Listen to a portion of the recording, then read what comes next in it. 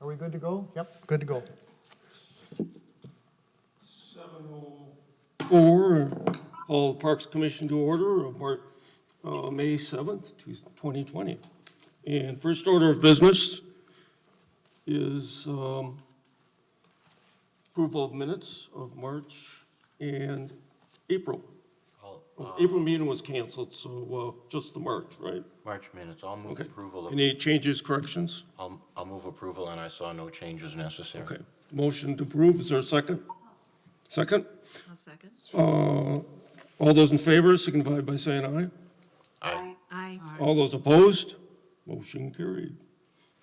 Item 3 is public appearances for non-agenda items, and we have none, so we will move on to item 4, is review and approval of the agenda. Is there a motion and a second, or Move approval of the agenda motion? Is there a second? as given. Aye, second. Second, okay. All those in favor of the motion signify by saying aye. Aye. All those opposed? Motion carried.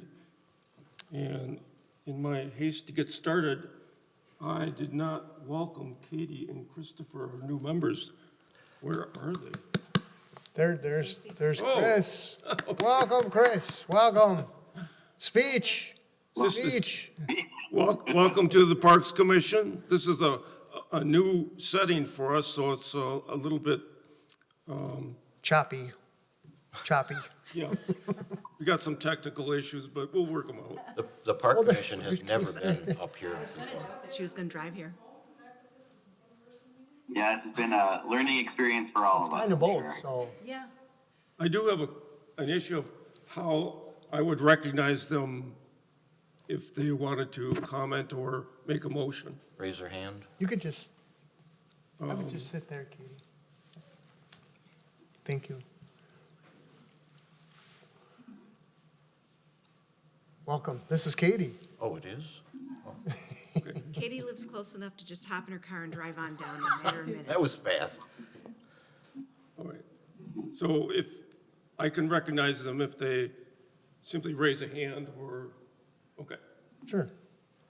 Any thoughts, Chris? Opening statements or anything you wanna mention? Inaugural speech? They didn't tell you I about guess that, all right? Okay. Well, I'm I just guess joking. all I'd say is that I'm looking forward to this, and hopefully I have something of value to offer, and I'm looking forward to learning to being a cog in the wheel of city government, I guess. Perfect. All right. Perfect. Thanks, Chris. Katie, anything or background of? Well, Katie's right here, Mark. Katie. Yep. I'm now here. Oh, That's Sarah up see, there. that's, I'm gonna get screwed up, I know Sorry about that. No, that's fine. And welcome. Thank you. You're welcome. Okay. Let's move on before I make any more major errors. We are on 5A, North Fish Hatchery Road Neighborhood Hub Update. Wade Thompson, city planner, is here. Is he, there he is, on screen. Can folks hear me? Yes. Okay, I think what I'm gonna try to do is share my screen with you, so just, hold on one second.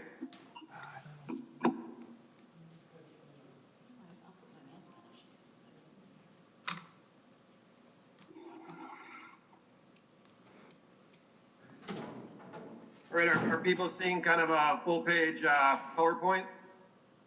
Yes. Thumbs up? I am. Okay. Yes. Good. So yeah, I can certainly get started here tonight. For those folks that I don't know, I'm Wade Thompson with the city's planning department, and here to talk tonight about our Healthy Neighborhoods Initiative. And I'm going to use the acronym H&I as we talk about the initiative. So a couple things for the new members. I just want to talk big picture in terms of what the H&I is, and then we'll talk some specific pieces of the H&I, our neighborhood navigators, and then we'll spend most of the time tonight talking about our North Fish Hatchery Road neighborhood hub. So again, just kind of big picture, when we talk H&I, we're really talking about kind of a strategic, big picture, interdepartmental approach to address specific issues in specific North Fitchburg neighborhoods. So kind of looking at the map there, moving west to east, we've got 3 neighborhoods in our initiative. Our Verona Road West neighborhood by Verona Road, our Belmar Renaissance on the Park neighborhood just to the east of Verona Road, and then our North Fishhatchee Road neighborhood as well. And that's the neighborhood we'll be focusing on tonight.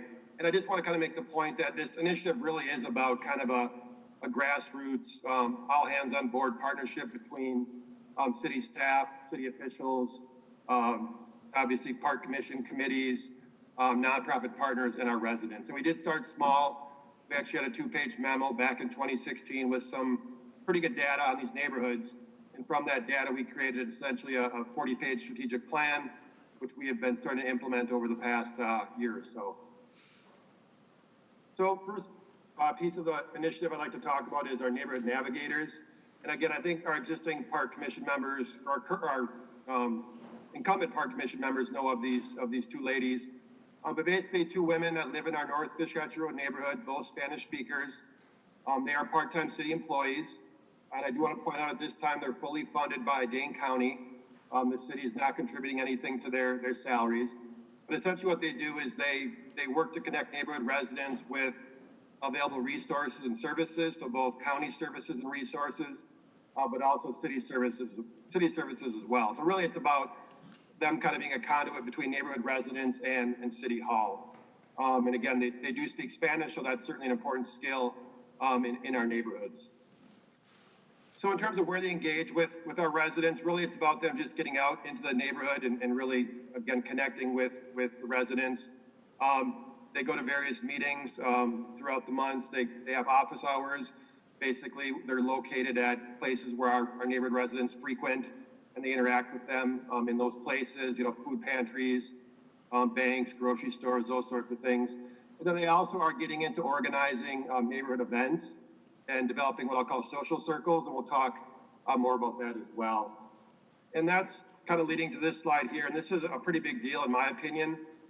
This summer, they will be lead coordinators of 6 weeks of summer programming at Leopold Park in our North Fishhatchee Road neighborhood. And this was actually formally coordinated by our city's outreach librarian. So this is kind of high-level programming, and I'm confident they can pull it off. But I do want to point out the importance of this work task. And I do believe we will probably explore a partnership with the rec department in terms of, again, pulling this programming off this summer. Again, they've been at it about a year. They've done great work. I oversee them. It's been a joy to work with them. But they've connected with approximately 600 neighborhood residents. They built partnerships with our schools. City of Madison, obviously, is just to the north. They've developed a rapport with them. And then just all the various other program and service providers in the neighborhood as well. And I do want to point out again, they have really built relationships with our other city departments, police department, parks department, library, and senior center. And before I move on to the hub, Scott, I don't know if you want to add anything about the navigators. Not really, Wade. I think you covered it. That's good. Good. So moving into kind of the second piece of what I want to cover tonight, I want to talk more about what we're calling our North Fishhatchee Road Neighborhood Hub. And we'll talk about kind of the project goals for the hub, and really it's about creating a multifaceted plan. We'll talk about the planning process and timeline. We'll talk about plan engagement and the feedback we got via that engagement. We'll talk very importantly about what the plan is and isn't. We'll talk about the plan itself, and then we'll talk next steps. So maybe first off, I just do want to give out a lot of thank yous. What we'll discuss in the next 15 minutes or so is really the culmination of a couple of years of work and a lot of people involved. I'm lucky enough to present, but what I'm presenting is really the result of many, many people's work. Specifically our consultants, Rob and Jacob from Ayers, our architect consultant, Mike, Craig, our golf course consultant, which we'll talk about. I do want to especially thank David Gevers. David works for EJ Plesko, which is a large landowner in the area that we're going to discuss tonight, and they've been nice enough to let us do some planning on property that isn't ours, on some of their property, so we'll talk more about that. Obviously, Scott, Parks Director, has been a huge cog in this from the get-go. Mike from our Economic Development Department, and then our Community and Economic Development Authority, which actually gave us the funds to initiate this planning process. And then, of course, you folks as well, given the fact that we are planning on park property. And I just want to preface this planning process by saying, I've been in this profession for quite a while, and this is probably one of the coolest projects I've been a part of. It's incredibly intriguing from a planning perspective, and in terms of it being a benefit for the city. I think it really could do a lot of good things. So with that in mind, I want to talk about project goals. And I really see three goals. The first is to kind of meet the social and recreational needs of residents in that neighborhood, thereby enhancing their quality of life and their access to opportunities. I think that's probably first and foremost a project goal.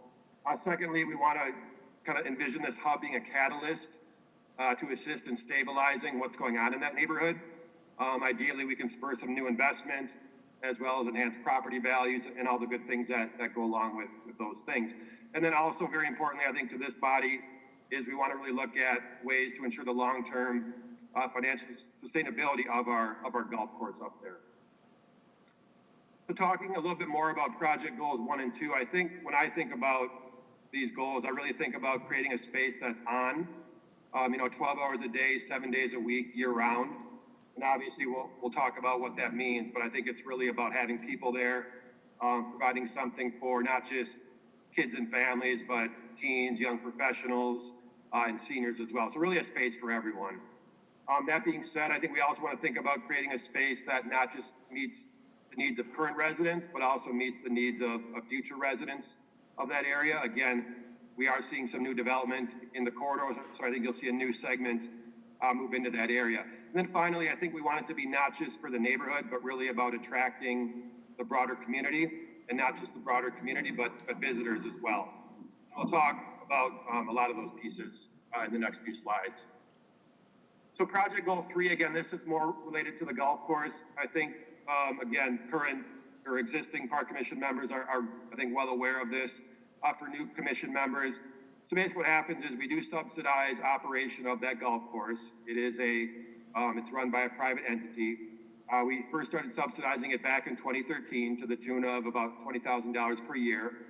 Just this past year, we did increase that subsidy to $50,000 a year, with the understanding that would ramp up $1,000 each year. And the current operator does have a 10-year lease, so this subsidy will be as it is for the next 10 years. Now, that being said, I think we all understand that golf is really a sport in flux. If folks read the newspaper, I'm sure you're reading about the struggles that Madison is having with their municipal courses in terms of losing money. And I think that's just a common theme throughout kind of the municipal golf course world. So really, this is about how do we position the golf course to retain its traditional customer base, but also attract maybe some new customers and make that thing really financially sustainable. And I do want to point out, we were directed by council to maintain the golf course as a 9-hole course. So just quickly talking about plan, process, and timeline. Again, I'm not going to dig into all this with you guys, but I think the gist of it here is we've done a lot of work over the past year. Again, we've been at this about a year. We've talked with some primary stakeholders. We've gotten neighborhood feedback. Elizabeth and Carmen, the navigators I previously mentioned, have been great about helping us gather feedback on what this hub should look like and should be. And then we did kind of put together a plan 1, a concept plan 1 that we presented to our stakeholders. We got some feedback that essentially leads us to where we are tonight in terms of a concept plan number 2. So again, we did share that with CETA, our Community and Economic Development Authority, last, I guess 2 Thursdays ago. We thought the feedback was positive. Obviously, we're here tonight to give you the same spiel and see what you think. And then we will eventually be going out to the neighborhoods when we're able to do that and presenting the plan to the neighborhood. And then ultimately it'll go to council, and then we will essentially await direction from council as to what they want us to do in terms of plan implementation. So I just want to quickly talk about what the plan is and isn't, and I think this is really important to understand. It is a concept at this point. It's not a detailed architectural blueprint or a floor plan. It is malleable, it's not rigid. So again, the point is to get feedback, and then we can incorporate that feedback and then come up with a final concept. And then it's not yet complete. I'd say it's about 95% complete. We do have work to do yet, and we'll talk about some of that work yet to do. So I just want to quickly share I talked earlier about engagement, and again, this plan is really about, what does the neighborhood want and need?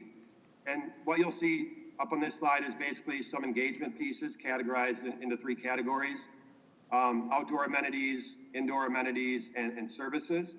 And again, I'm not going to read through all these, but I think what we're starting to see here is some themes of recreational spaces, social spaces, food and drink opportunities, and then just this idea of like care, healthcare, childcare, those sorts of things.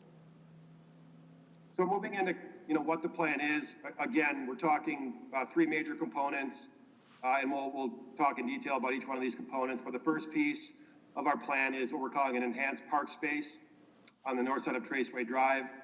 The second piece of the plan is improvements to our golf course on the south side of Traceway. And the third piece is kind of this big ticket, large scale neighborhood center type facility also on the south side of Traceway. So this kind of shows us visually those three pieces that I just mentioned. And if people can kind of follow my cursor, this is our piece one, our enhanced park space on the north side of Traceway. Our pieces two down here is our golf course improvements. And then our piece three right here, just on the south side of Traceway, again, is that large ticket neighborhood center item. So I want to start with some visuals. I think these really kind of are able to help people understand what we're talking about. I really want to give credit again to our consultants, Rob, Jacob, and Mike at Ayers and Egbert Anderson. They've been great about doing really quality work. So this is actually a picture of the site, and I'll kind of get people's bearings here. So this is Traceway Drive, if people can see where my cursor is. And then Fish Hatchery Road is kind of just out of the screen, kind of at the top of the screen, running perpendicular to Traceway. And this is actually looking southeast. So up here, we're on the north side of Traceway. We've got our enhanced park space. Just across the street here, we've got our neighborhood center. And then to the south of that, we've got our golf course. And this is actually looking the other way. This is looking northwest. So again, we've got, if people can follow my cursor, we've got Traceway Drive running here. Fish Hatch is kind of out of the screen to the right. In the foreground, we've got our golf course. Also in the foreground, our neighborhood center, and then our enhanced park space on the north side. I do want to point out one important feature that we'll get into, but one of the struggles in planning for this hub was really how do we connect the north side and the south side? Obviously, we've got a barrier here in terms of Traceway Drive, and we came up with kind of this pedestrian spine that we think is a really good connector between north side and south side, and we'll talk more about that. So maybe talking a little bit more about plan component one. So again, we'll kind of talk about these in text, and then we'll kind of look at see how those lay out on the landscape. So about 4 or 5 major pieces here. 4-season shelter, a large shelter, probably a shelter bigger than anything we have in our current system. Kind of a multi-purpose indoor-outdoor space. Obviously rentable space, potential for a food and drink concession area, equipment rentals, information resource desk. We're envisioning, maybe the navigators have a little jump desk there where they're available to help, residents with information during certain times of the day, and obviously restrooms as well. Now, what you also see on these slides are costs. I do want to point out these are estimates. These are subject to change, but we did feel it's important at this stage of the game to get you guys a sense of what these things will cost. Again, we think this is a really cool vision for the city, but we do want to be clear that there will be obviously a cost to these things. So we obviously have put some ballpark figures for cost for these features. Moving down on the slide there, another really cool feature is kind of this idea of a very unique playground. Maybe think about something like what we see at McKee Farms Park in terms of a playground that'll really attract and draw people to that site. We have this idea for a pump track, a bike pump track. We'll talk more about what that is. We have this idea of kind of something to attract young professionals. I don't like to use the word millennials, but this idea of, again, if we get younger professionals moving into the area, we certainly want them to use the space as well. So maybe like a yard games, flex space, community gardens, whatever it might be. And then another kind of big ticket item we'll talk about is this idea of a hard court covered event area. And this event area could serve both rec features. It could accommodate pickleball, basketball, but it also could really be about social gatherings in terms of farmers markets, concerts, festivals, movie nights, those sorts of things. And then we also are envisioning in the winter, it could serve as a really nice ice skating area as well. And obviously with all these things, there will be miscellaneous construction costs, which we haven't quite figured those out yet, but those will be fleshed out soon. And then in terms of, again, this is a type of space that we don't currently have in the city. So really what that means is we have to think creatively about how we manage that space. It's going to take a new type of management. We do have a couple ideas in that regard. Again, our navigators could serve some management capacity up there. Additionally, we are envisioning potentially some new seasonal or year-round rec staff that could kind of man some of the operations up there. Along with additional management costs, we do want to point out there could be revenues. Obviously, if we get a food and drink concession up there, that could bring in a certain amount of revenue for the city on an annual basis. And then I do want to point out this stuff isn't just pie in the sky, and Scott can certainly elaborate on this if needed, but we do have some existing funding to start talking about implementing some of these pieces, specifically our city's parkland dedication and improvement funds as one kind of bucket. And then there is some county funds available in terms of some grant funds, CDBG, and then also some state DNR funds as well that could help implement these pieces. And maybe just a general comment with that in regards to the parkland dedication funds. There are our community parks are the parks that are eligible for those funds, and the Nine Springs Golf Course area has been classified as a community park along with McKee and McGaw. So this would be a potential, and it certainly is a community feature and a community function. And actually with some recent development in the area, there's a juice plant that's east of Fish Hatchery. We've got a good share of money from that one. So we do have, we do have funding available to implement this phase one on the north side of Traceway. Yep, and I think, so now let's kind of move into maybe some street views of that component one. So again, this is Traceway Drive, kind of in the foreground, and then moving kind of left to right on your screen. So over here, we got some parking. Moving to the right, this is kind of that hard-covered event space where, again, you could have pickleball and basketball during the day, and then, farmers markets or movie nights at night. Again, a very versatile, hardcore covered space. Moving to the right, you see our really nice enhanced park shelter. And then, again, kind of in the foreground here is that pedestrian spine that I talked about. And again, I think it not only connects north to south, but it also could serve as an event space as well. So think about, maybe some art fairs or walking cultural fairs that you could, have vendors set up on that spine. And just as an example of that, you'll see some mocked up food carts.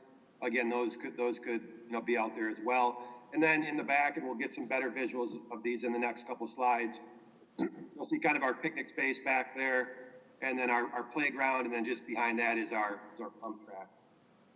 And this, I think, gives you a better view of those last couple of features I just mentioned. This is looking, I guess, be southwest.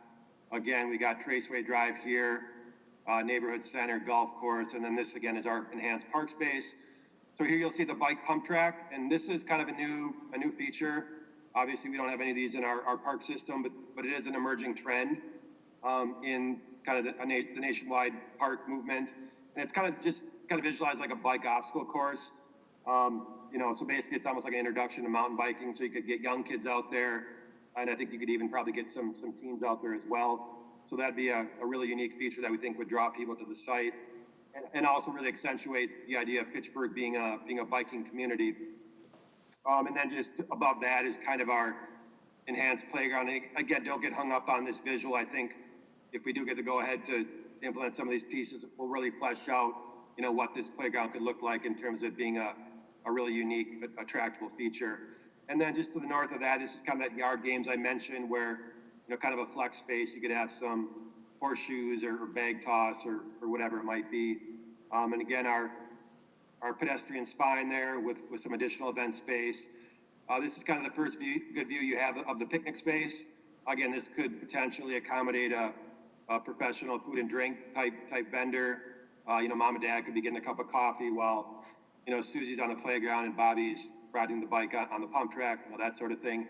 And then here's our event space as well. And then here's just kind of another more zoomed in look. Again, kind of our playground in the foreground, our pedestrian spine, our picnic area, concession area, and then our hard court area as well. And then I think what I'll do is I'll just breeze through all these pieces, and obviously we'll have time at the end for questions and comments. So moving into piece 2 of the plan, I want to talk golf course improvements. And again, these are kind of areas to the south of Traceway Drive.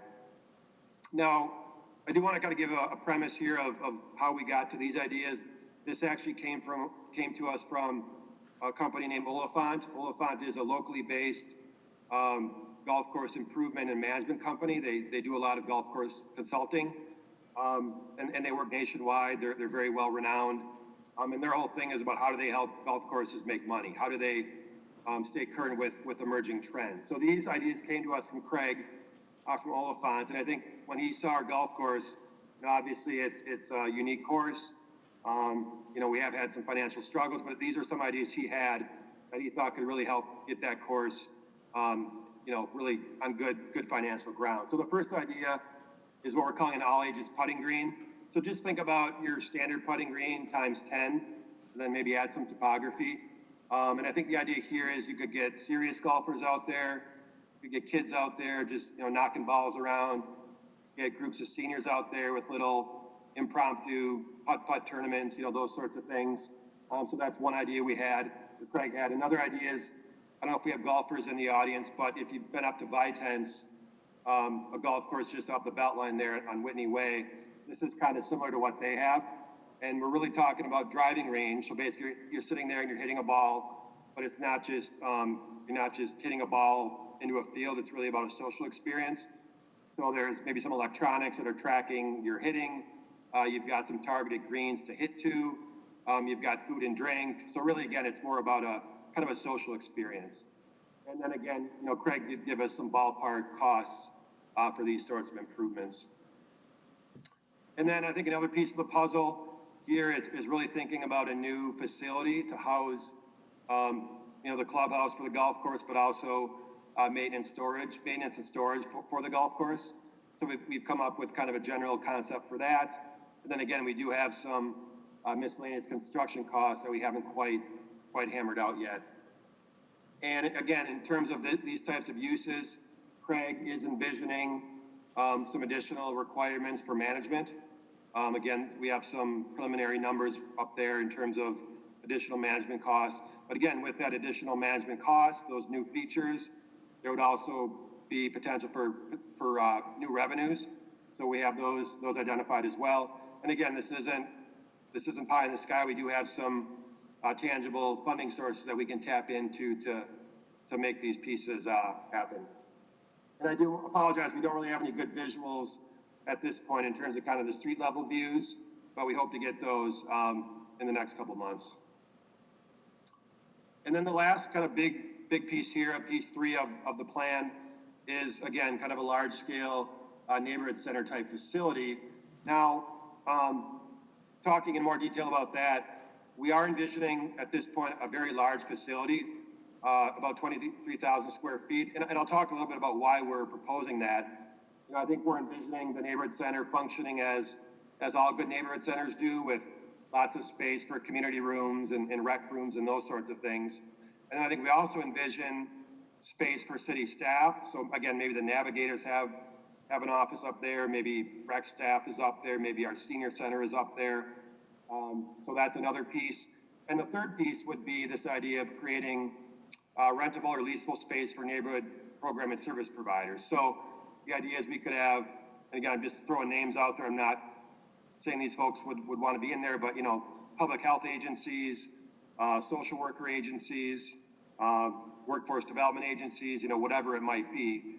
And I have had just general conversations with some of these organizations, and that kind of posed a general question, if the city had leasable space in this area as part of a neighborhood center concept, would you guys be interested in leasing some of that space? And generally speaking, I got a lot of positive responses to that question. So and I do want to point out, again, this is a big ticket item. Obviously the cost would be big on this. But I do want to point out, we also did include kind of a square footage cost. So I guess the idea here would be if decision makers think, yeah, we like this facility idea, but we don't want it that big, obviously we can scale it down and then come up with a cost estimate based on that reduced square footage. And then again, similar to the other pieces, we do have lots of construction costs that we haven't yet quite hammered out. Go ahead. Well, just, I was just thinking kind of a general 50,000 foot view thought that everything that we're trying to do in this healthy neighborhood, we do have two other neighborhoods that are of the same healthy neighborhood assessment level. So whatever we're thinking about doing here, we could, in theory, do it in these other healthy neighborhoods. So just kind of a general thought that what we're doing in this neighborhood, we're looking to kind of move to the other healthy neighborhoods we have within the city. Yeah, and certainly, every neighborhood will have its nuances and its individual characteristics, but I think you're right on. Certainly we can kind of create a template and then hopefully transfer it to the other neighborhoods as well. And then just quickly, again, with a facility of this scope, of this scale, obviously there would be management elements that we don't currently have. In talking with Scott, I think there is a thought that we could potentially put a facility like this under the purview of our current rec and community center director. But we probably also would need a body up there in terms of, maybe a new full-time rec assistant. And then again, with a building of this scale, we're talking annual maintenance costs as well. And then again, I do want to point out with additional costs would come some potential additional revenues as well. If we do, if the city does decide they like the leasable space concept, we would certainly, see revenues from those sorts of things. And then again, this is where it gets a little bit more fuzzy with funding.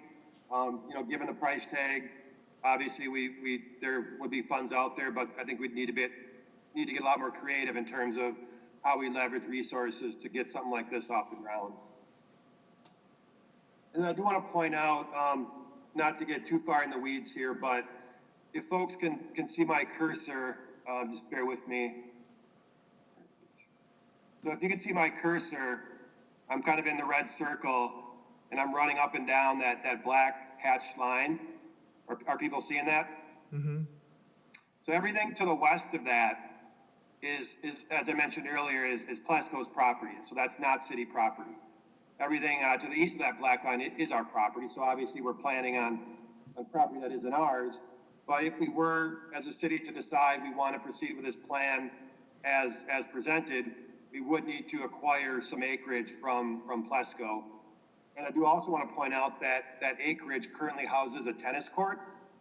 And in talking with Plesco, that tennis court is that recreational feature is a requirement of the financing they have for the broader apartment. So if that rec feature goes away, it would have to be replaced somewhere else on Plesco's property, potentially at city cost. So that's one thing to think about. I think there could also be a discussion about if those tennis courts go away and if the city has a similar feature, i.e. that hard court area on the north side of Traceway, could that feature potentially replace the tennis courts in terms of how the financing works for Plesco's holding? So again, just not to get too far in the weeds here, but just the idea that if we do proceed with this plan as presented, there would be some additional hoops to jump through. So moving in, and I am wrapping up here. Thanks for your patience and your interest. But again, just looking at some visuals. This is Traceway Drive. We're looking kind of east towards Fish Hatchery. This is again a frontal view of that big ticket neighborhood center, our pedestrian spine here, and then kind of our golf course in the background. And then this is looking north. So again, you kind of see the connection north to south, and you see the kind of the scale of that neighborhood center facility. So I think in terms of wrapping up, this is what we're calling a phasing slide. So again, lots of things going on here, lots of cool things. But again, potential cost to the city or real cost to the city. So in terms of phasing, I guess what staff is proposing, and again, this is all subject to decision makers' discretion, but we are proposing 3 phases. The first phase would be kind of this purple area. So basically the north side of Traceway with the exception of that large footprint covered area. Phase 2 would be the orange, so the golf course improvements to the south. And then phase 3 would be those big ticket items, the neighborhood center, and then again, the hardcore covered area as well. And again, I do want to point out, we're not in this alone.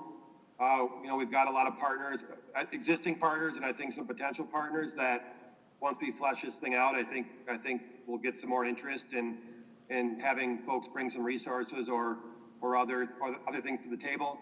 And I just did quickly identify some of those groups. We have some bike groups, some golf groups, and then again, some neighborhood service providers as well. So just wrapping up, again, we're kind of, this is where we're at in terms of presenting concepts to you tonight. We hope to soon go to the neighborhood when we can do that to present it to them, gather feedback from you tonight, from the neighborhood, then present to our council, gather feedback from our council, and make some final tweaks, and then have a final concept, and then essentially await further direction as to what will we be doing in terms of implementing this hub project. So with that, I'm done. I thank you for your time and interest, and can certainly take any questions or comments that the commission might have. Patrick?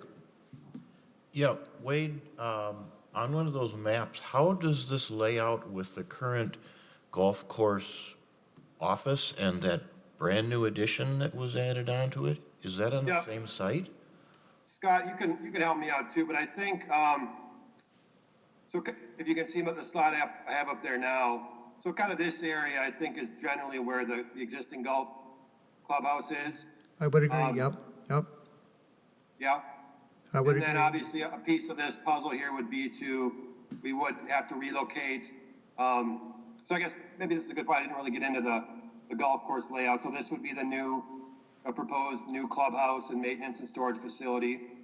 This would be that big putting green I talked about. This would be accessing that driving range. And then this would be that enhanced driving range where people would hit out to the west, excuse me. And then we would also have to, with this configuration, we would have to move the tee box, I guess, to the southeast a little bit. Well, I'm mostly wondering what happens with the clubhouse and the addition. Does it get relocated or No, it gets raised. it gets demolished? Yeah, I would say, yeah. And just for clarification for, park commission members, that was an octagon shelter that was built there a long time ago. And then actually, may have been 2 or 3 years ago, we did a renovation of that facility and just renovated it basically, and then added a small little gathering space. So it was about $225,000 to renovate it, though. But it is right in the middle of the planning area there. Yes. Hi, thanks for the presentation. I have a question and then a comment. So my question is, how is stormwater from the area managed? Is there retention or bioretention nearby? Yeah, I think if you look on the map there, you see there on the bottom, it's number 13. So you'll see various 13s throughout the plan. So here's one, this area here. There's an area here. And I think that might be it. And just kind of a premise, there are our consultants, they're essentially landscape architects. So their expertise really is about not just facility development, but also natural landscape enhancement and stormwater retention. So, and I think something to keep in mind here too is this is kind of just a concept. So obviously we want to get the puzzle pieces out there, but if we were to get the go ahead to design and build this thing, we would pay a lot more attention to, stormwater and all the requirements that our city ordinances require us to follow. Right, yeah. So it looks like those would just be like collection ravines or something of the sort. Yeah, which and then also to that point, Sue, actually, that's a really good point. I think, when we think about this site, and we think about the city's reputation, and we think about our staff capacity, I think we want to make this site, sustainable is a broad term, but I think, all the facilities have potential for green roofs, for solar, so I think those are things we really thought about when we designed the site. Okay, so the comment I had, because I did see at the beginning of the presentation, the community members stressed the importance of classroom space, and I would like to advocate for outdoor classroom space to include that the landscaping is done with native plants where possible. I also heard mentioned a community garden, if that's going to be incorporated, adding near it, or at least somewhere on the site, a small savanna reconstruction. So that ties in with the curriculum of the nearby schools. Kids of all ages learn about native flora and fauna, and I think that it may not be something that residents mentioned up top, but I think they'd appreciate it once it's there. It can be fascinating, it can be educational, it can be restful, it can be a place to volunteer and bond. So it piques people's curiosity. So I would like to advocate for considering that in the plan. And actually, I could comment on that. Leopold School, which is a little bit to the west, they're working in partnership with 10,000 neighbors to actually do those types of projects. And if you're familiar with the Nine Springs Golf Course, there is a tributary that kind of runs through there, along with a woodlot that has some oaks up on the west end. So those are all programming components that we're considering. So no, that's point well taken. Okay, thank you. Yeah, I have a question, Wade. Were you or your group in contact with the Ridgewood owners to kind of vet out what their future plans are for their continued You mean the redevelopment? fairways? Like the apartments up there, Mark? Is that what you're talking about? I'm sorry, I didn't hear you. Are you talking about the apartments, all the apartments up there? Yeah, they're, currently, they're completed this elderly housing development, but, with the removal and tear down of other apartments, they must have plans in the future to redevelop that as well. Yep, so I did mention, we did definitely connect with David Gevers. He's kind of a higher up in Plesco. Plesco is the group that owns basically everything you see on this map that we don't own. And they're the folks that are doing, this guy here, the big senior housing. So we did really want David engaged in this very early. He gave us some really good feedback. I think generally speaking, they are, if you can follow my cursor on the north side of Traceway, they do have some plans in the works for this area. We don't quite know what those are yet, but I think David's aware of this space, and I think understands, the value of this space to his existing clientele and also his future clientele. So yeah, as things happen up there and as things get developed, we will stay in touch with those folks and make sure we, again, create an amenity that meets the needs of current and future neighborhood residents. And we should know too that east of Fish Hatchery is the juice plant development. So there's going to be a big development just right across the street. So when we're looking at uses and plannings for this area, we're providing the services to not only the direct neighbors, but the senior housing, and then just a little bit to the east of Fish Hatchery. So. Well, could it be That's another foreseeable point I that, want to pick up on, Scott, because I think as we talk about funds to implement this thing, as we get new residential development in this area, there could be additional lands and or funds that would help support implementation of this hub area.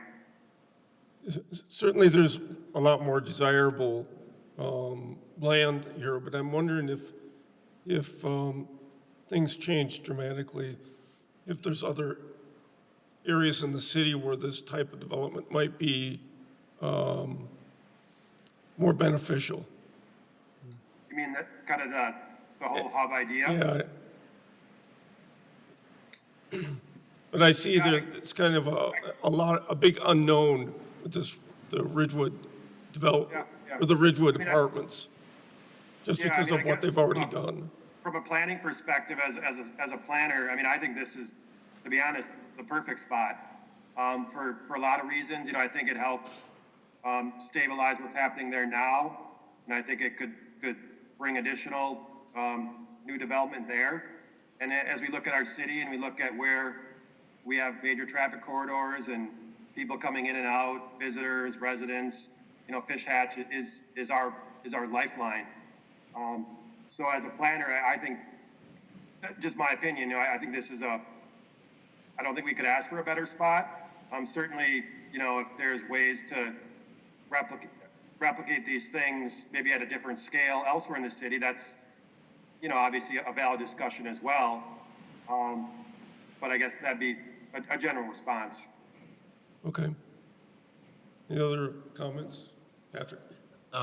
Question to Scott. You mentioned the, whatever is going in the site of the juice plant on the east side of Fish Hatchery. You say there's park dedication funds coming from that. Could you explain a little more? Is that some kind of residential housing going there, or what, apartments, or what? Wade? Yeah, don't quote me on this, and you can maybe connect with Sonia Kriesel, our city planner, but I believe it's multi-story, maybe 3 to 4 stories, first floor, commercial type uses, and then apartments, residents above. So, you know, similar to what you're seeing on Park Street in Madison, you know, that type of development. That's correct. It is exactly like Wade had said, that it is kind of commercial on the first floor, and then it's a U-shaped apartment building. And it has been approved. Thanks, Sarah. Any other questions or comments from Wade? Patrick? Another question, just to clarify.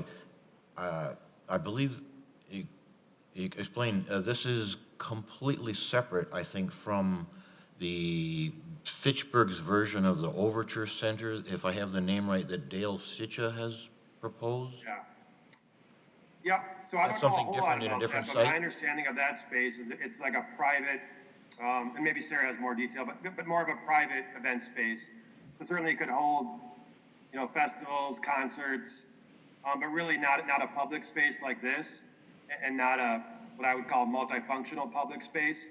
But certainly I think, again, as we talk about corridor redevelopment, you know, I think all these pieces could really work well together to get us kind of that really vibrant corridor that I think as a city planner type, that I think we're trying to strive for. Was that, I forget, was that sited somewhere along Fish Hatchery?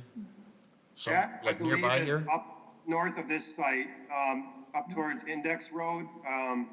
So if you're going north on Fish Hatch, I think it's off to the east, Yeah, it's on the east side. Yeah. maybe just south of the belt line. If anyone, feel free to chime in. You got that right, Wade. Yeah, the COPA, it's this index and further east, yes, you're correct.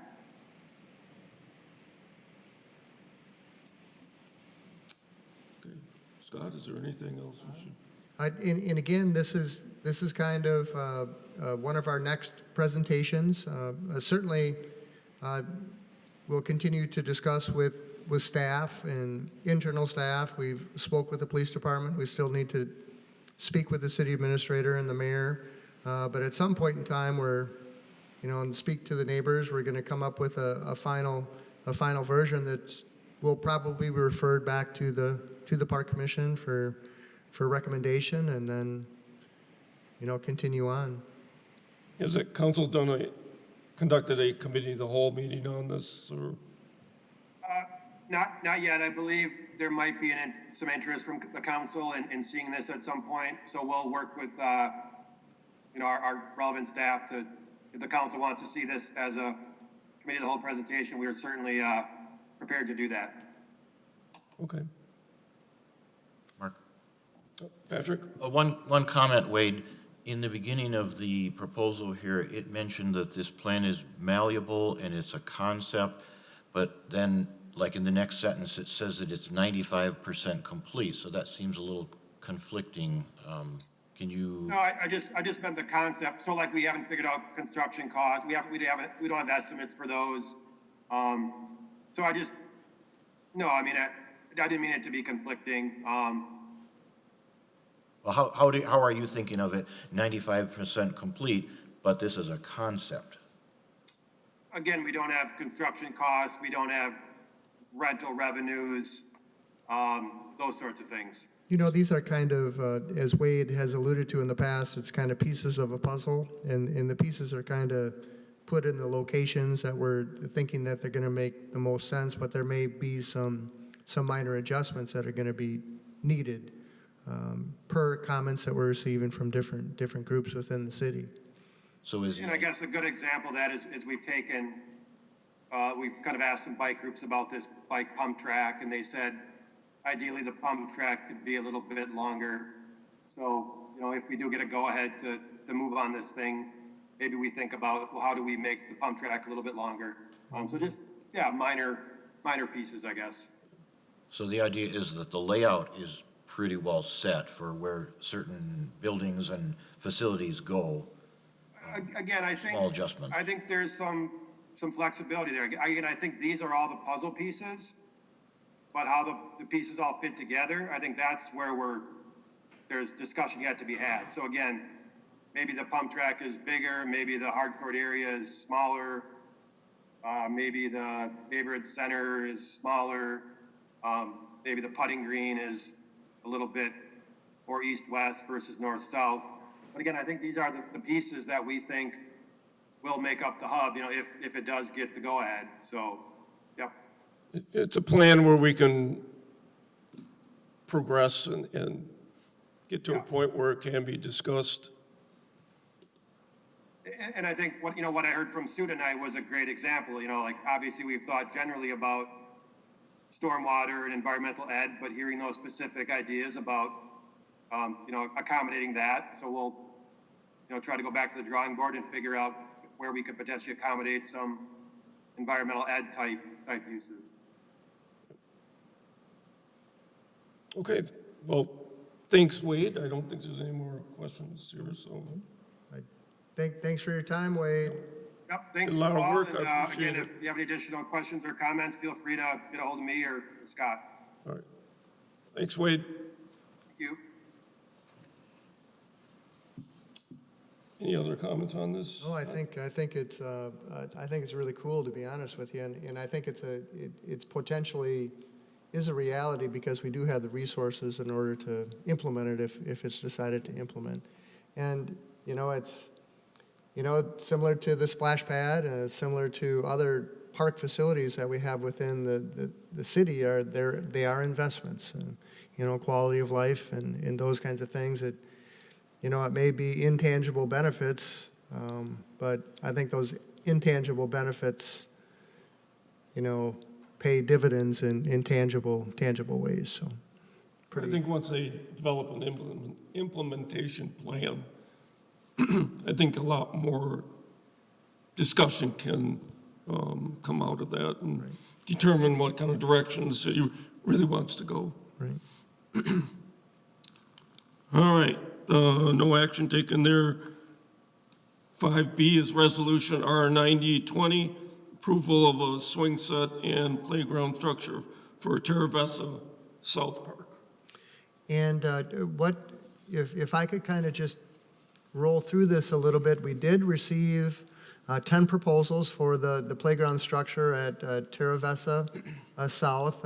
Typically what we would do is we would do a survey with neighbors. But with this being a new development and a new park, there really isn't many neighbors there. So we really relied on the developer along with staff. And so this is the structure that we are recommending. And if you go to page, got a lot of background information there. It would be page page 34 in your packet. It's the upper right playground structure, Northland option number 1. That is being recommended for approval. And I will tell you, just as a little bit of a side comment, as you recall, Phil Spheme, he did come into one of our last Park Commission meetings, and we talked about the Terra Vista Park Master Plan for the whole development, which is on page 37. And just to give you a little bit of a reference, the neighborhood park that we're talking about is down on the south end. And then what we did is the Park Commission, we provided some comments, and what we did is we did do some adjusting. If you notice in the top left corner, we kind of moved the playground away from the street, so that would provide a little bit of a buffer. We did make the parking lot a little bit smaller. And if you can see my blue horizontal line, that's the water and sewer. So that's the idea of placing the shelter, if you would, if you do, in the middle of the park, along with a north-south full basketball court to the bottom. So really, at some point in time, too, I'm going to want to bring that approved park master plan back to the Park Commission. And we can certainly do that before the playground is actually installed. It won't be installed until, later this fall in October or November, so that would give us a little bit of time if we do decide that we want to relocate or put the playground in a different location. I will report that they are out there grading it and seeding it and all of those kinds of things. And then also the other comment that was brought up was if you look at page 37, where the north-south western path, and then it turns to the east and it doesn't connect up with the path. But if you go to page 38, what happens on the east side of the west side of the road is there's a 10-foot wide path that goes north that would connect up directly with that path. So it is connected. That was one of the things that the Park Commission identified when Phil was here the first time. Does that mean they gave up a lot on the west side of the road? No. That was actually that path was planned as part of it.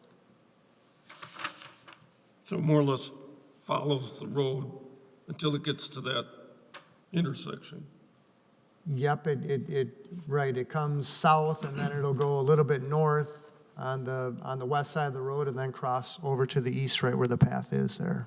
Okay.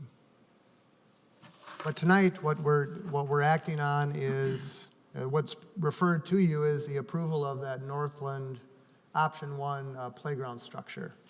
And this is a 10-foot wide path, correct? Yes. And what we did too, for the benefit of the new Park Commission members, when we bid a playground structure, what we do is we give a budget, and then we do give some requirements that they need to include in it, and then we allow the different playground designers to come up with their design. And typically what happens is we try to get something that's the most bang for the buck, if you would. So these are $40,000 structures. And you can kind of see the different companies provide, different features. And like I say, one of the big evaluations is the play value for the amount of money that we have in the budget. So they're essentially told, give us what you can for up to 40,000. Up to 40, correct. If their play set comes in a little cheaper than that, then they're bidding a little lower, but that's just the way their equipment works out. Yep. And actually, it's a play structure along with a swing set bay. So it's both a play structure and the swing set. I kind of like the water feature they had last time, but I see it's not in the plan anymore. And we can certainly discuss that. The water feature. Question for Scott. Yeah, it was located where the playground, is right now. What do you mean, like, Well, there's a water, yeah, I don't quite recall what the water feature. is that like for the cyclists to, there was like an air station and then the water fountains were gonna be there? Yeah, I think that, is that what you're referring to, Mark? There was gonna be a bike station, repair station kind of thing with a drinking fountain.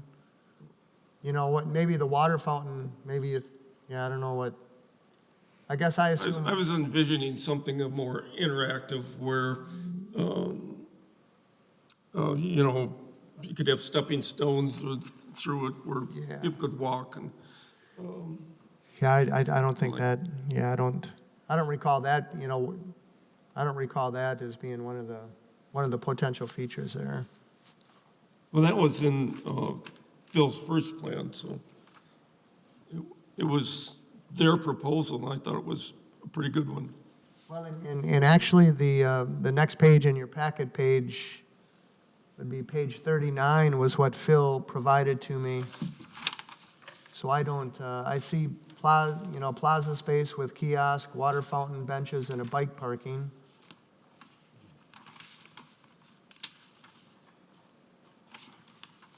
But that certainly is something we can discuss in the future. Anyway, any comments? Is page 39, is that the original version or with? Page 39, that is Phil's First version? second version. Second version? Yep, And yep. But I do see that the tennis court is orientated east and west, and it needs to be north-south, On or your, the basketball court. on your layout here, you have, I don't know, does this make a difference if it's pink or green or blue? Is that color-coded to something? Well, the pink is the playground. I kind of, Okay. and you can kind of see the original plan underneath, and then the parking lot, and then I just minimized the parking lot, that's in blue. And then the green is we, moved the shelter from where, the shelter was originally where it was X, but we moved it north because that's where the water and sewer line is. And then we made the half court a full court. And then the open play space is generally in the same location. So is the parking lot reduced down to, I don't know, 10 spaces or so? Is that the idea? About that, yeah. Is it- Do you think it might be possible to eliminate the parking lot taking up land and have on-street parking? I, So that the land could be gained back for a feature in the park? Well, and again, if we've got a shelter and a bathroom and those kinds of things, I would suspect it would probably be rentable space. I guess if there is parking, people visiting, I'd like to have it inside the park itself. It's just that if it's down to, 10 or so spaces, it seems like, is it worthwhile? Oh, I think it is, yeah, I think it would be. Is the idea that this would allow on-street parking too? Sure. But again, we're kind of approving the playground, and we can bring the final design of the park back.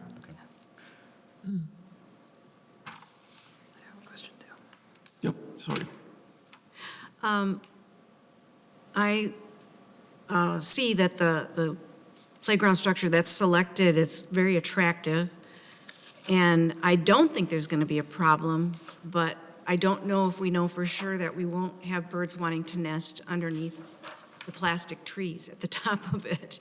It may be impossible for them to do that, but we don't really know if there's any horizontal surface there that's going to invite various birds, and then we get into that discussion of the bird droppings and Right. et cetera. I maybe find that out. I would think that, we could certainly find Just it out. ask. I'm thinking that these things have been designed, but I can write that down to make sure. Yeah, and then it looks, having been the grandma crawling around on all this stuff for the last couple years, this one looks like fun. So I think it's going to work well.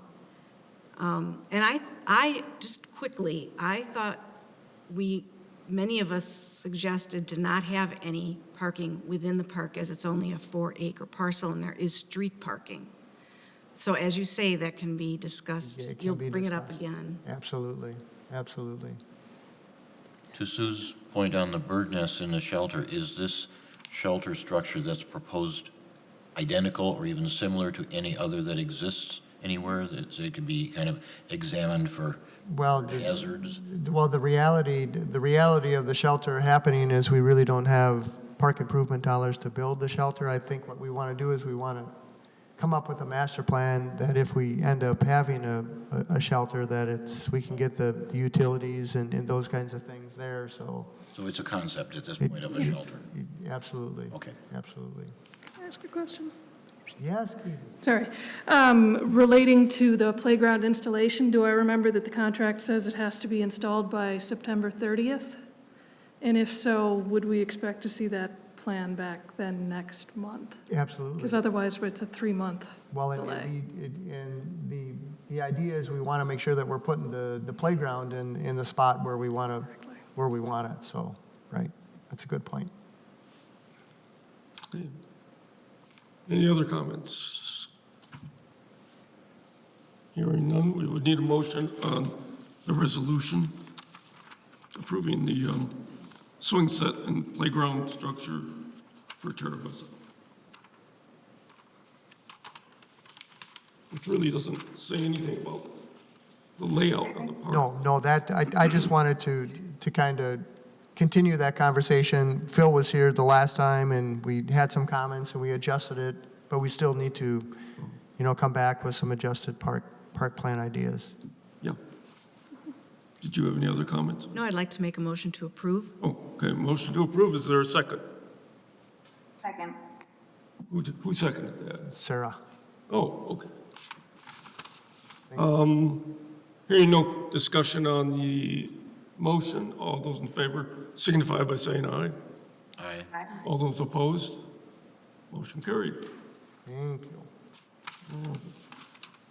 Getting back to our agenda. Resolution R4820 granting a permit limited easement for public path and lighting construction on the Hot Springs Golf Course Park property.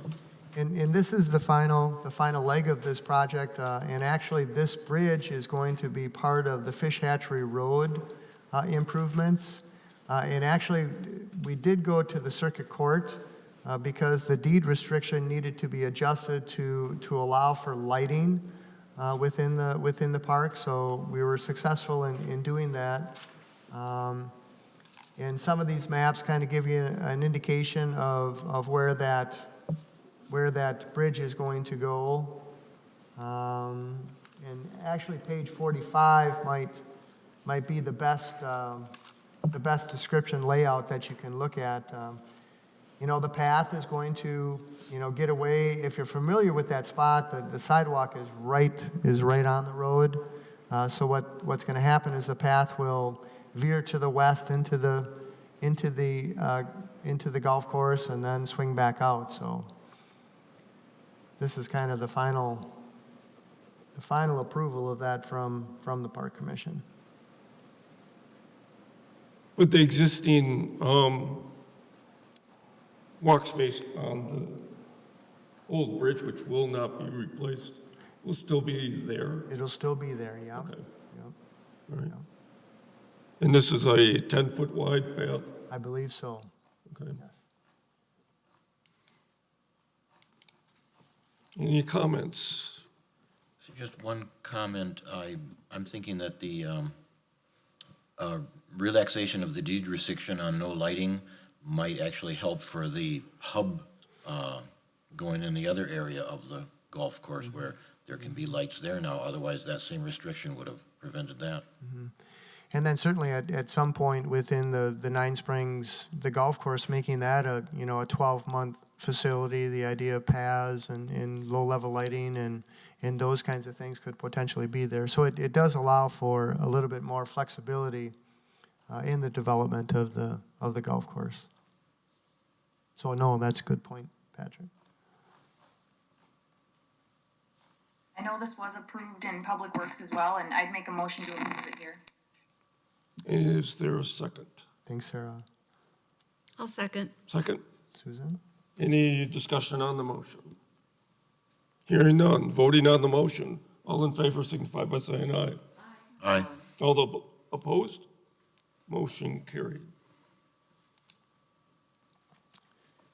Item 5D is Resolution R9520, Burn Pond Retrofit Project Approval. And as you recall, Corey and Claudia did come before the Park Commission and talk to us about the Burn Pond project. They did bid it, and as you recall, one of the alternates was to take the spoils from the pond and then help grade the park facility to make it a little bit more usable, and so they did accept that that alternate. And actually, what'll happen too is the idea is that instead of having grass in that area, we're looking to maybe extend the tall grass area. And if you look on page 55, we've got the Burn Park and Dry Pond. You can kind of see I have it hatched in blue. That's our existing tall grass area. And then you can see at the bottom where the Burn Pond is. And what they're going to do is dredge that out, but then extend, the fill or the tall grass area to I don't know if that's the north, but to the top. So that's part of the project. And then also, too, what they'll do is they'll have a 3-year maintenance contract of the pond. And what we're looking to do, if you recall, there was concern at one point in time about the maintenance of the tall grass area at Burn Park. So once we get the contractor on to maintain the pond on a 3-year basis, we're looking to work with that contractor to see if they can't add the additional tall grass area in Burn Park as part of that maintenance contract. We had actually a big event today. Out at Burn Park, we actually had a barn swallow house raising party, if you would. If you look at page 54, you can kind of see the oval area just to the north of the pond. That's an area that's not disturbed by this project. There's actually a barn swallow house sitting right in the middle of those 2 willow trees. So that was, and as you recall, it's kind of a byproduct of trying to reduce the concern that neighbors have had with the barn swallows, nesting in the top of our existing shelter, and dropping their treasures down to the picnic tables and things like that. So as I'm learning, the idea is they still might be nesting there. They're going to be aware of this barn swallow house, and then come winter, we're going to seal off that area, and hopefully when they come back, they'll make new homes, and we charge $150 a stall there. So and that $1.50. But my compliments to Sue, who really made that project happen. So How many units does it contain? There are 6. 6? And I'll bring this next month too, or when we meet. They have specific hotel-grade beds. These are nest cups, and they are often preferred by the birds. If we're trying to think of everything we could do to entice them here and not go other places, even though they may aggravate the park shelter for one more season. So these are in each of the 6 cubicles. Fitchburg Area Cable Television came yesterday to document assembling the project, the final assembly, and then this noon they came back with to document film the heavy equipment, raising it up and getting it set in place. And I'm sure Scott will do this, we can write some kind of a thank you to the 3 volunteers. I'll write that. They did a fabulous job. It was a new type of a project for them. They said it was fun. and they're off to do some bridge repair in a park in Dane County somewhere next, so. Walk on down there anytime and take a look. There's perching wires, How many did they make? it's one large box with, Okay. divided into 6 small sections. So the sections are like 18 inches by 18 inches, each one. And there's one of these in each. So there's really it only would house 6 bird families, which is about what was in the park shelter, and 5 that were there. So, and it's made to last for a long time. It's going to last longer than I do, I'm sure. Thank you, Sue. Is that zoned right, Scott? Pardon me? Is that zoned right? Oh, I don't know. It's actually ended up, it's on Public Works property. Maybe we'll get some room tax. In the cycle of the birds, is it possible that some bird might move into it this year, or is it too far? No, into the it's nesting, or sure, what? it's possible. Possible. It's possible. They Because have the a nest tendency, helps them they all pre-build. like to go back to where they've always been. And one of the things that, and I'm certainly no expert, I just had found this interesting, so I tried to read everything I could, that if they're allowed to be where they are for one more year and have the opportunity, especially the new birds that hatch this year and grow up at the park this year, they're going to play around and look at everything. So then in the following spring, a year from now, when everyone comes back and there's no access to where they were, they may take to this familiar structure. And it's in a location over this burn pond redo, with all the native plantings. It's also an attractive feature to the species. Very good. Scott, am I missing something? Because I don't see this resolution in our packet. You know, it starts on page 47. And then the resolution is actually on page 53. It's part of that whole, the whole packet there. You know, you've got the referral sheet on page 47, the pre-approval, then the resolution on page 53, and then what I tried to do is I tried to provide some additional information to give it context. My numbers are different. Okay. Any further discussion on the resolution? Hearing none, we would need a motion and a second. I'd make a motion to approve. There's been a motion. Is there a second? I'll second. Is a second.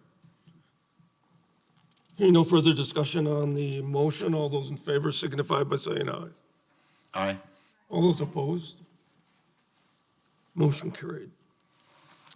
Very Item good. 6, communications. Scott. And what I do here is try to provide some information. The budget, we're in the budget season, and actually what's going to happen is the budget will come back for final approval by the Park Commission in June. But I did want to kind of give you some additional information and maybe just roll through this real quickly. What the first page is kind of our host report, which is a makeup of the staff and budget information, general park information, a little bit about staffing, a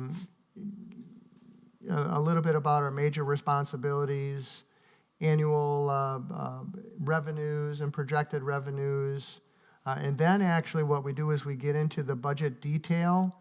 And the first round of detail is out of the Parks Department, and one of the accounts is 290. And what we're proposing here is to add, go from 50,000 to 70,000 in the median mowing and maintenance. We contract a lot of median maintenance, and then we're also looking to increase from 15,000, 18,000 the maintenance dollars for these tall grass areas that we're really trying to get a handle on.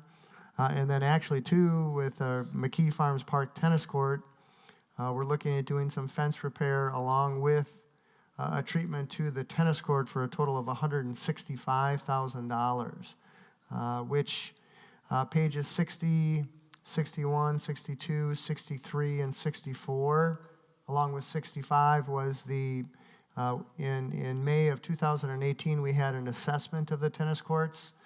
So this is the information that I'm using to come up with a recommendation for the treatment and the cost. Everything else is really pretty much as it was in 2021 or in 2020. I will tell you that I am proposing, as we did last year, an additional park maintenance position, along with the reinstatement of our seasonal park forestry assistant, someone that could help Anna during the summer. So those would be our additional staff requests. I did, there is a spreadsheet in here that Jordan, our park maintenance supervisor, just to kind of give you a scope of the mowing operation, he went out and identified all of the different mowing areas and identified them as either a 16-foot or a 6-foot mower. And then actually the spreadsheet kind of breaks down the hours and a lot of good information on there. And then one thing he did identify, we do have a cost per acre for city staff to mow park property, and then also a cost per acre for a contracted mower, just for contrast. And like I say, what we'll do is, well, then the next pages are the recreation department budget details, which there's just some minor adjustments there. No personnel changes, but that's, I guess, what kind of a short preview of the budget, and then we'll discuss it more in detail in June. So I wanted to give you a heads up on that. And then, Questions? no real, Yeah, I have questions. far away. I know we're just discussing this. This is a communication, not an Yeah. action item, but one thing here, backing up, how much money exactly is allocated for the McKee Farms tennis court repair? 165. Okay, that's just for the McKee tennis court. Yep, that's 25 for the fencing and 140 for the membrane repainting recommendation that we're making per the assessment. Okay. And I did see in here, I want to comment on something, the Fred Coleman Tennis and Sports Surfaces letter. Yep. So now you are referring to this letter as what, an appraisal? This was the assessment that Fred Coleman, he's a professional tennis court surface evaluator. Okay. I'm going to make a comment here that last year, well, I think we've seen this letter before. Oh, yeah. I've been trying to get it fixed for a couple years. No, I mean, we've seen this specific letter from Fred Coleman before when we discussed the tennis courts in McKee. And I heard during the council's budget discussion that apparently this same letter was used, referring to this letter to the council, but this, well, it was brought to the council's attention as I heard it when I listened to that council meeting, as an insurance company's risk analysis. That's the way I heard it, and I heard that coming across that way from the Parks Director and the Alder from the Park Commission as an insurance risk analysis. Yeah, no, convincing the council. that's incorrect, Patrick. We actually had our CIFMIC loss control people came out and made an evaluation of our park system, and one of the things they identified is that the fencing needs to be addressed due to the potential of someone getting hooked on it or something like that. Okay, maybe there was some confusion there, but when I asked you right after that council meeting, budget meeting, about what is that risk analysis from an insurance company, you sent me a copy of Fred Coleman's letter again. So that's why I thought, well, if you're using Fred Coleman's letter here, a tennis court builder, as the insurance risk analysis, then it was misrepresented. This is no. Okay. That was our loss insurance people came through and they evaluated the park system, and those were a couple of things that they noted, that we need to maintain these facilities. So then somewhere did we see this insurance company risk analysis specifically of the tennis courts? I think you may have at one point in time. And all I ever saw was Fred Coleman's letter, even when I asked you, where's this insurance risk thing coming from? Very good, very good. Okay.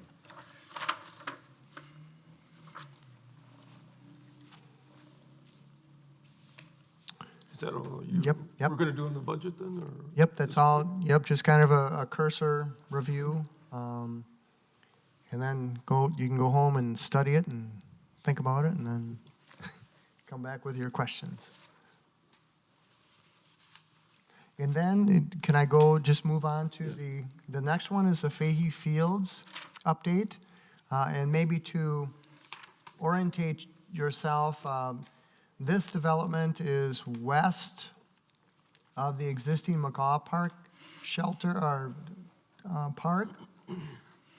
And if you recall, there's 3 different sections to it. There's a northern play area, and then a center section, and then a southern play area. And this is the center section. And what prompted this design development is the mayor has requested that we construct 8 pickleball courts on this spot. And my thought was that we aren't able to use parkland dedication dollars or fee in lieu of parkland dedication for planning, but we are able to use them for engineering. So the idea is that we created an engineering plan which, with the water, what the engineering department is looking to loop the water through the park along with the water extension east to the existing shelter. So that water extension really kind of drove the design of the park with the idea that you've got the pickleball courts on the north side, you've got a drinking fountain there that'll spur off of the water line. And then if we do end up putting a shelter or a bathroom facility, that would be on the south side, but it would be in a specific location, kind of driven by the infrastructure that needs to be placed into the park. And I guess that's what really drove the design. So we were able to get R.A. Smith to come in and do that design for us. And actually what we're on target to get this project bid in June so that we can get the pickleball courts constructed by the end of the year. One point of discussion was the parking lot within the park. And originally I was opposed to this, but actually talking to staff, and then we actually had the city administrator and the mayor out there, and once we got out there, we really determined that, with the use of the pickleball courts, along with the use of the play fields to the north and the south, McGaw Park, when there's things and activities going on, those parking lots are being used, and the idea of proximity and creating some additional parking for the uses of this park was needed. I know there had been just some discussion on parking on the west side of the park, street parking, but I guess I really wanted to limit that to just the neighbors. If people are going to be coming to this community park, a destination park, I guess I want them to come up, go on Lacey, come up the access road, and then park in the parking lot so that they can use these facilities. Because actually what this is going to do is this will function as a neighborhood park for Fahey Fields, but also an expansion of the community park McGaw. So that's kind of an update on that. And you can kind of see... Patrick has a question on it. Well, maybe just before that, one other thing, you can kind of see the red line, and that's going to be the road. There's going to have to be a culvert there and a road constructed over the a road over the culvert to get access to the parking lot and the park. Do you have a page number on that? That is page 80. Page 80. 81. 81 in my packet. 81 is the schedule. Got it. It's right in that area. It's 82 to me, so somewhere around there. Yeah, 80 or 81. Did the mayor specifically want 8 pickleball courts or 6 or what? Because there was an earlier version from Corey Horton from R.A. Smith that we saw, at least it was in the email to us, showing 6 pickleball courts with expansion of 6 more next to it. Now, this is actually the second version here that has 8, which with no room for any expansion. And the parking lot has changed quite a bit too. The mayor, we did see the 6, and then the mayor instructed us that he wanted 8, and then actually to the east, that space would be available for expansion for 4 more. In the green space? The green space, yeah. Okay, yeah, the first version had 6 plus room for 6 more. Yeah. That's 12. So this is 8 plus room for 4 more. Okay. Okay, as a member of the, as an appointed member of the McGaw Park Neighborhood Master Plan, the whole 800 acres, that's not just McGaw Park, that's the whole large neighborhood area right here. There's a couple things that I am recalling, and one was that there was not supposed to be any parking lot in the whole western addition so as to not waste the park space. There was also supposed to be complete open frontage from the east side of Notre Dame looking eastward into this west addition. I have another comment. I saw in the applications for our 2 new members, I can't quote it exactly, but I saw that our 2 new members have, I think, a strong background in park planning, if I'm correct, that I read. Plus, David Gorder has informed us that he has a lot of experience in park planning. I'd be interested in if they have views of how they would plan this out, like for free for members of the commission, and see what they would propose. I've already drawn out some plans several months ago that I gave to you, Scott, and I made some points on about some things that I was thinking of, and you said I had some good ideas there.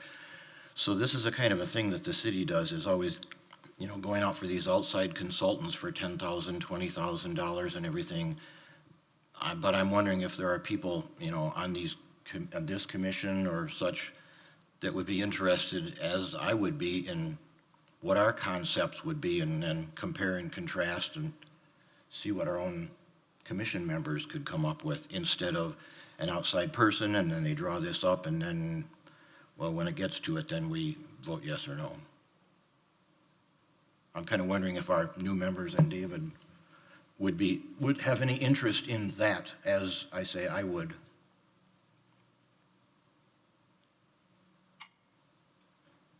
If I'm not mistaken, though, this park was planned by. Well, and maybe to that, there was, if you look on page 82 for future reference or for past reference, when we did that neighborhood plan that Patrick is referring to, we did do an update of the park master plan, which was approved in January of 2012, and you can see to the west of the existing McGaw Park was the general concept of 2 open play fields, and then in the middle, the idea of additional amenities and hard courts and a shelter and a playground. So that's what we're going off of, and certainly with the mayor's interest in trying to, directing staff that he wants 8 pickleball courts in this development by the end of the year, it really kind of puts the pressure on that we need to get something accomplished.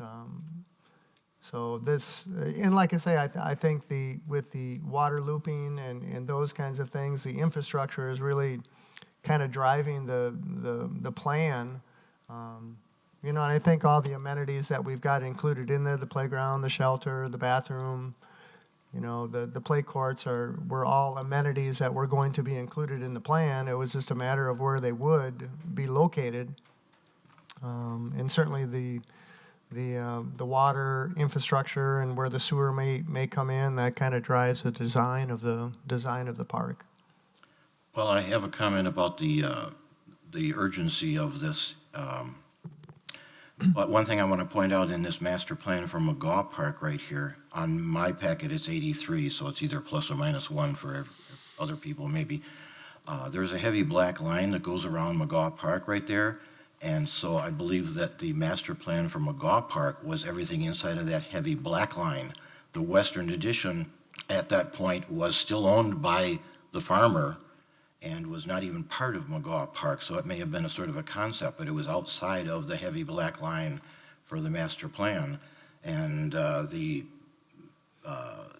things that are located in the western addition on this right here, outside of the heavy black line, are nowhere comparable to a parking lot and a pickleball court. Pickleball probably wasn't even thought of at that time, and certainly wasn't known at the time of the steering committee for the McGaw Park neighborhood plan either, but we didn't get into that kind of detail about where things should go in the park.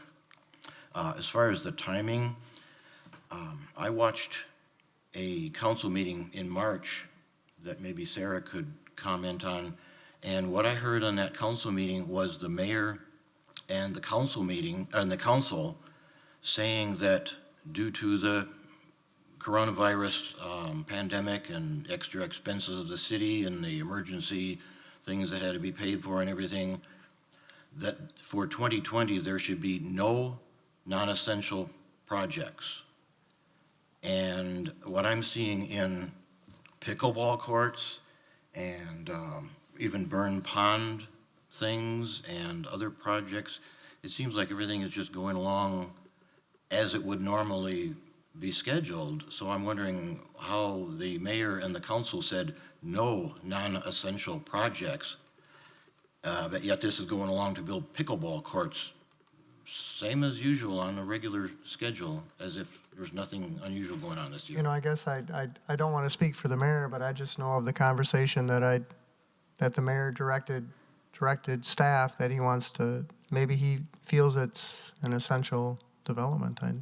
Well, considering that parks are sort of open, but every facility in the park is closed, the shelters, the fields, the basketball and playground and everything all have signs on them saying they're closed, you're not supposed to use them. Of course, people use their own discretion and such.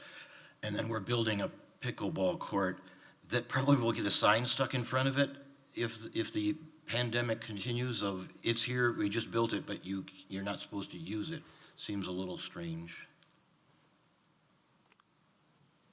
I don't recall the essential budget conversation you're referring to. I do know that the mayor was given executive privileges to move forward essential budget decisions due to COVID, and that there was an exception made from an approval process.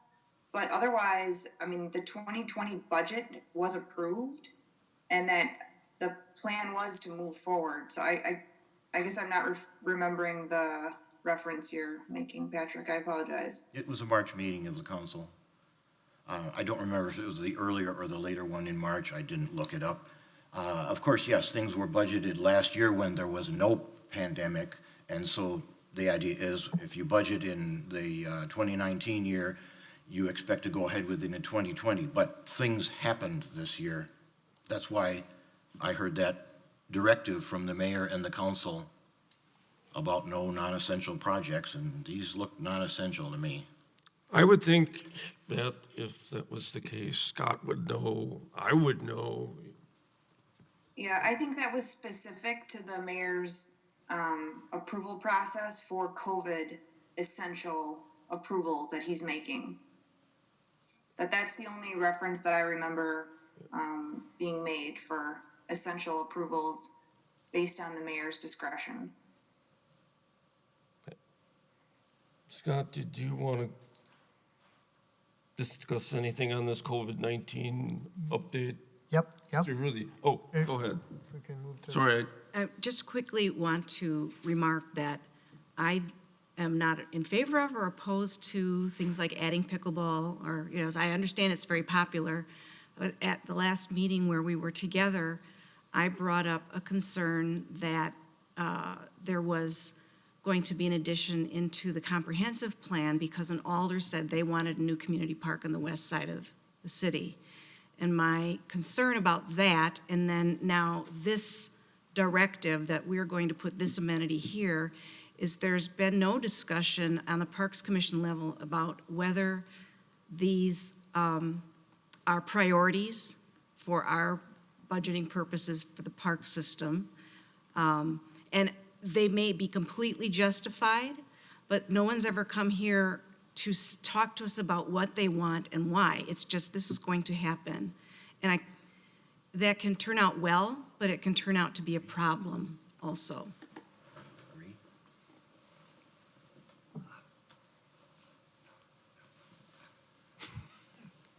Okay, no, Obviously, if the mayor wants it, the mayor can, put the budget behind it and sort of Yeah, on the top level. I would agree that there's some lack of communication. Well, That's pretty obvious. Yeah, there's no process, because you wouldn't go to the Public Works Commission as a elected or appointed official and say, I want a new street put through this farm field near my house.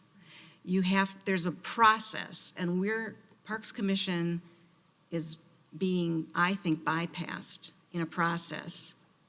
And I think there are better ways to do it. Well, and maybe just a little bit of a light on that. I know Alder Dorothy Krause is proposing a community park in her area. And that was actually, I believe, proposed in 2025. And we're not really able to work on anything that doesn't fall within that 5-year planning window. So I think that certainly is something that we need to have Dorothy come and talk to us about. And certainly I think with anything, alder people and the mayor and people have thoughts and ideas, and once you begin to start to put, paper and pencil to it, does it end up being a good idea? I don't think Dorothy is thinking that she's going to be able to build a community park without any engagement of the park commission. I don't think Right. that. Well, right, and all of these, every one here and into the future might be a great idea, but I just think there should be a process where it's discussed here. We may have ideas that add some more positive spin to them, or Absolutely. concerns. And we'll ask Dorothy to come in Yeah, and and talk to the park right. commission and. And is there, you would know via your rec staff, is the demand for pickleball?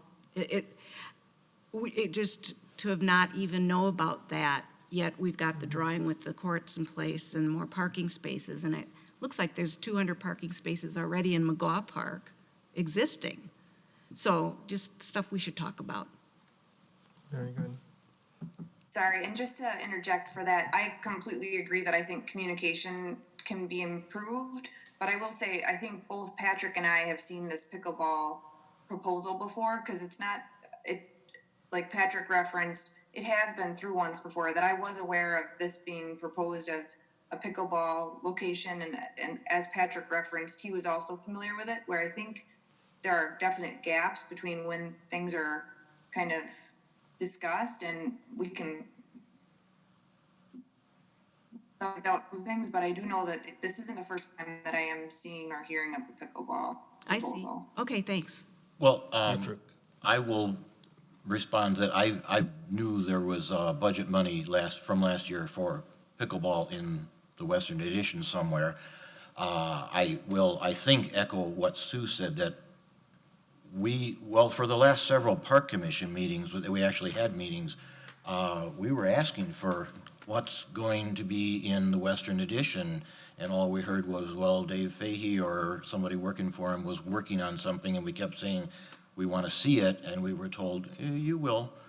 But all of a sudden, this is the first we've seen, and it's pickleball courts going in here. I know the mayor wants it. The mayor put a lot of money, I don't know, 200,000 or something. towards this, so if the mayor puts the money towards it, it can go. It seems kind of all of a sudden a fast track to go that way, where this is a surprise to us, I think, on the Park Commission, and we have not had any input, and all of a sudden, here's pickleball. And I'll make one other critical comment, and then I have a constructive comment. This looping of the water main, I've been following this for a long time, and the water to the McGaw shelter, I have never, to this date, to this minute, heard the justification for supplying city water with all the chlorine that I hear my neighbors complain about, provided to the McGaw shelter. This idea of looping it is pretty thin. I have not heard any justification of providing the city water to the McGaw shelter. I've spoken at length and at the council meeting about that, so I won't go into more detail right now. But I haven't heard that justified. I could argue against that some more. I won't right now. Then, my constructive comment that I wanted to mention, in the discussions last year about the reconstruction of Fish Hatchery Road, there was a lot of discussion about whether to go asphalt or concrete.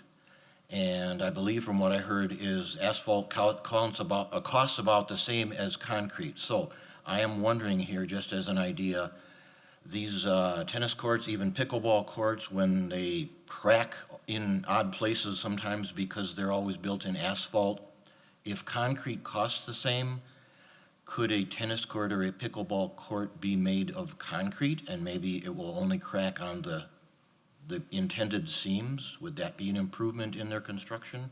That's my constructive comment. $500,000.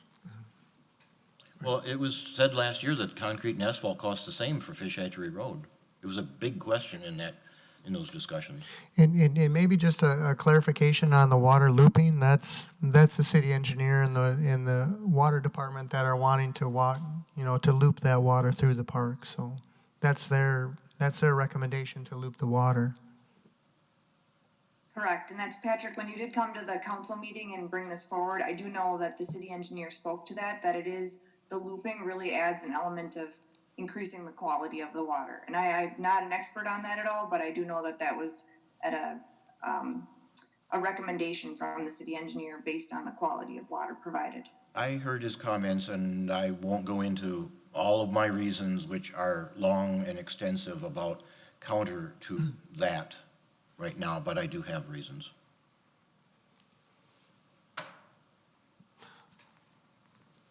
Okay, Yes. shall we move on to COVID-19? Yes. What I wanted to do is first off, some of you may remember Jake Anderson. He's actually the WPRA president.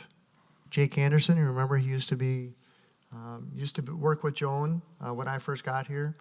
But the WPRA, what they are doing is they're trying to work with the governor's office to get some ideas on what could potentially happen after the stay-at-home order is relieved. I tell you what we're beginning to start to work on is, how can we open up the park system? How can we do recreational programming? But at the end of the day, independent of how the Supreme Court in Wisconsin rules as far as the legality of the stay-at-home order, we as professional staff are going to make sure that it's as safe as it possibly can be for our recreational program users and our park shelter users. So, I know the playgrounds are closed, the shelters are closed. Actually, what Jorn and Chad and I are going to meet with the city administrator on Monday just to try and get some thoughts and ideas on how administration wants us to proceed with the situation. But I will tell you that Dane County Health has really been helpful in counseling all the park and rec departments within Dane County and giving them recommendations and signs and all of those kinds of things. So we're working pretty close with it. And actually, Chad and Austin have been working from home since the stay-at-home order, but they may end up working in the parks shortly here. So that's another thing I'd like to report. And certainly if you have any questions or thoughts or comments on how we might proceed with this situation, I'd certainly entertain those. I have a question. The dog park was indicated in our website to be open, but it wasn't. And it was because it was some construction problems, it was too wet. Yep. Is it going to be open then? Well, we're hoping actually that's going to be another thing that we're going to take a look at. We're trying to get some grass to grow, so that's why it's been closed. But certainly, we're looking to evaluate that again on the 18th or the 15th or 18th of May to see how it's going. And certainly, dog parks are allowed to be opened. We do have some additional signage which have some additional protocols on the customers that are going there. So if we do open it, we'll post those additional protocols at the park.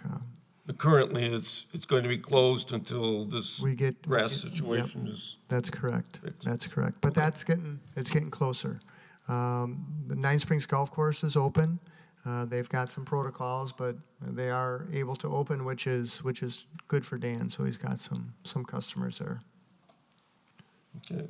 Questions for Scott? Patrick? Could anyone comment, because I can't keep track of all these dates, did Governor Evers extend the Safer at Home to July 15th? Is that correct? No, that was a state of no, that wasn't the Safer at Home. That was a different classification which allows municipalities and those kinds of things to potentially receive funding up to July 15th for those kind of activities. That wasn't the stay at home. It was a different kind of thing. So the governor's Safer at Home is currently through May 26th. The day after Memorial Day, right?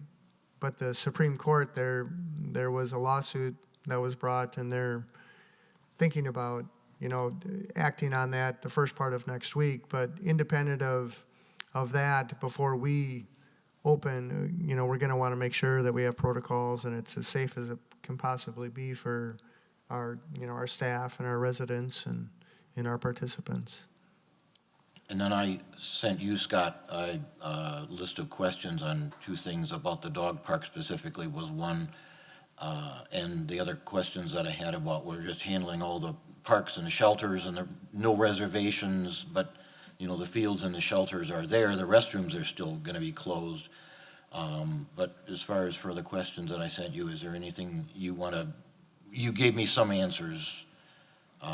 Yeah, Comment on it, like for the dog park for one, because the public, I think, would like to get into that dog park because I see a whole lot of people, a whole lot of absolutely. dogs in the Well, dog park. And we want them to get in there too, but, and I think this is going to be could potentially be a traditional thing in the spring. It just gets so wet and muddy and those kinds of things, so. But yeah, we'll try to get them in there as quickly as we can. So the word to the public is still, the dog park is still closed for now. It is, yes. And look forward to some date when that's going to be evaluated? In the middle of the month, yeah. Middle of May? Yep. Okay. And as far as all of the shelters, let's say, for example, McKee Shelter that is usually in heavy demand, and right now people can't even make a reservation. Comments on that? It's closed. We can't, it's a public space, so people are allowed to go there. It's a first come, first serve on the McKee Shelter, which should be interesting to watch, and all the other shelters, and they have to deal with closed restrooms. Correct, at this point, yeah. Okay. I just think the public would like to, keep informed on these things. Right. Communications complete? I think that's all I have for communication, Mark. Okay. Thank you. Anything on staff reports or comments? Yeah, I don't know if anyone has any questions. It really is to some degree, park maintenance wise and park development. It's in forestry work. It's on as normal. The big thing is the recreational programming, the diamond rentals, the shelter rentals, well, and then we've got the splash pad too, so that's another big item we've gotta try and work through. I know they are, as we speak, constructing the open air changing room at the splash pad. I know they're working on that. Okay. Moving on then to future agenda items. Anything? Well, June we'll have the budget. We'll recommend and ask for your approval of the proposed budget. Can't wait. All right. New business. Hearing none. Announcements next to Park Commission meetings are June 4th and August 6th. Will they be Well, I suspect they may be the same format. I don't know. We'll kind of see how it shakes out by then. And please correct the spelling of August. Oh, mercy. I can do that, Patrick. You have to excuse me in this room. They designed this curved desk, and it was such a slight curve. It's hard to see people when it's like directing traffic, and so it's easy to miss people. And I had that problem when I was here as mayor as well, so I don't know. It's a nice room, though. Not to worry, Mark, not to worry. You did Not, fine. it doesn't lend itself well for that. The original plan was to have a tighter circle and to have it in the corner, but one reason or another, it was changed. It is what it is, right? It is what it is. All right. Down to adjournment. I guess we need a motion and a second. Chris, why don't you make a motion to adjourn? Sure, I'll move to adjourn. There you All go. right. Katie? And a There we second. go. All right. You're in the record. The time is 9 o'clock. 9 o'clock. All those in favor of the motion to adjourn, signify by saying aye. Aye. Aye. We are adjourned. Shout out to FAST for putting this together for